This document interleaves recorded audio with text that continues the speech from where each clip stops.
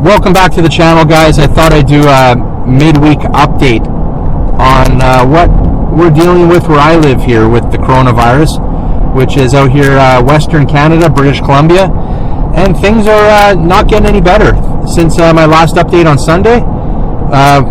It's Wednesday right now. It's pretty much 4 o'clock. We had an update at 3 o'clock. So let me just go over the numbers, recap what we looked at on Sunday. Sunday here in British Columbia, 73 cases and 1 death. And we also updated what Washington's going through, because honestly that's the closest place to where I live. We're 25 minutes from the Washington border. Our next province is about 12 hours away from me. So Washington border is actually a concern, and there's thousands of people a day going back and forth. So at that point on Sunday, I believe I was saying we need to close the border. Like, we need to stop all this unnecessary travel. So since then, they have stopped all international flights now. All international flights was announced yesterday. So nobody from out of country other than the States, as of yesterday, were allowed to come into Canada.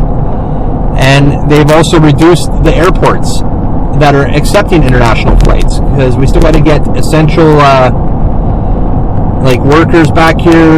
We got to have to get Canadians back to the country. So the 4 airports they're going to be using, or are currently using, are Vancouver, Calgary, Montreal, and Toronto. Those 4 cities are accepting international travel, and that's mainly just to get Canadians home, as far as I understand.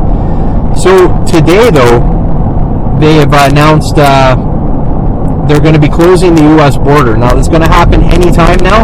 They said it could be 3 hours or 3 days. So within that time, there's going to be no more travel between Canada and the U.S. and from U.S. to Canada. So that's a positive. I still think that should have happened, as early as 2 weeks ago. So anyways, that's out of the way. That's good. Today's numbers. So, well, actually, we're going to start with yesterday's numbers, because I looked at them earlier. So yesterday, they reported that we now had 186 confirmed cases of COVID-19, and that's up from 73 on Sunday. Well, today, and that's 7 deaths as well, so 6 new deaths. So that was 1 death we had on Sunday confirmed. As of yesterday, it was 7. So that's concerning. And Washington actually is very concerning.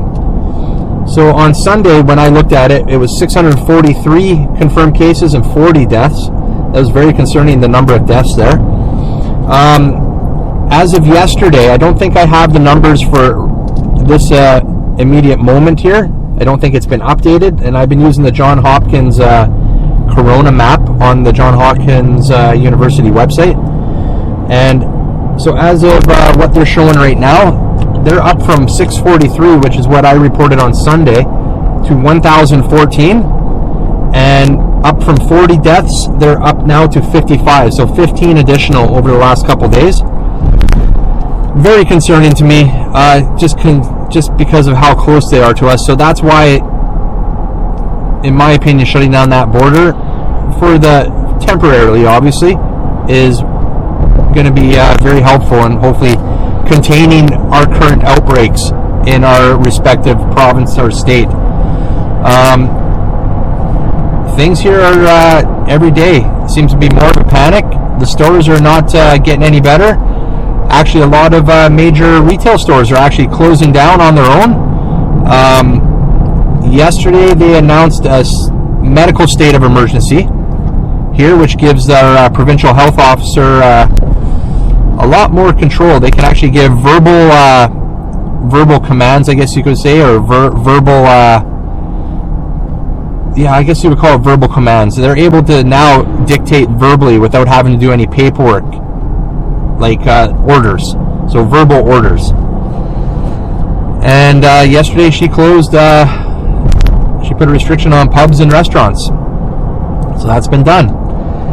Today, though, now the actual province has put out a state of emergency, which gives the provincial government some more control over things. So they too have also said province-wide now, pubs and restaurants, you're closed. You can have takeout, or delivery. That's it.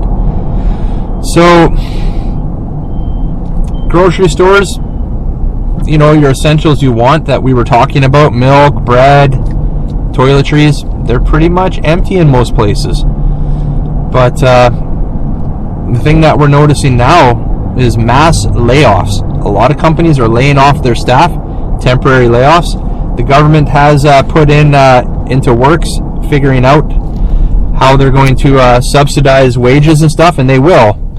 It just might take a little bit of time. And yeah, but there's still quite a few people on the road. Let me show you here. You can see I'm in the truck now with my dash cam, vlog cam, and look at all the traffic.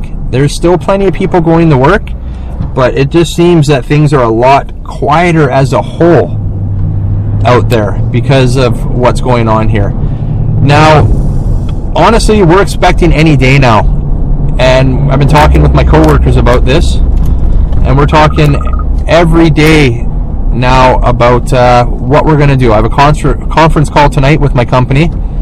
We're thinking the government's going to eventually shut down the country if this gets any worse over the next week, I bet you. We're thinking that they're going to basically order everybody to stay home isolated. So we'll see if that happens. Yeah, it's like, let's see, what was yesterday? Sorry, I didn't mention. Here in British Columbia, schools have now been, all in-class studies have been canceled from kindergarten to grade 12. There are no more in-class. They're trying to work out some online stuff. I'm not sure if that's going to work out well because not everybody has access to internet here in this province. There's a lot of isolated, kind of off-the-grid areas, and not everybody is able to get to a computer. Libraries are closed. All public rec centers are closed now. It's worse than what I'm getting through to you and trying to explain. There's not a lot open for like recreational type things where there's group gatherings. All like gyms have been ordered to be closed down. So with the schools being closed now, that leaves a lot of parents in who have to go to work. I have to go to work. I can do some work from home, but I still have to get out there. It puts parents in a little bit of a situation, where, especially healthcare workers who have kids. There's nowhere to put your kids. Now, daycares are still open, and that's probably not going to last, because how do you isolate yourself in a daycare? It doesn't really happen. Children, they're going to need your attention. They're going to need that close contact.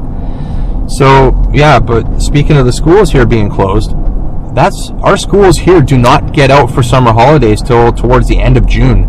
So we're about 3 months early on that. So we're going to have to see where that goes. They have notified all of us parents, though, that all children right now will be moved up to the next grade. So nobody's going to be left behind because of it. But 3 months is quite a bit of time, especially for my oldest boy who's preparing to go to middle school. So we'll see how that goes. Anyways, guys, definitely leave your comments down below, your concerns, whether you agree or disagree. Let me know what's going on in your area, and let's have a little bit of a conversation about this. But for right now, we're going to leave it at that. Make sure you guys stay safe, and we'll see you on the next one. See ya.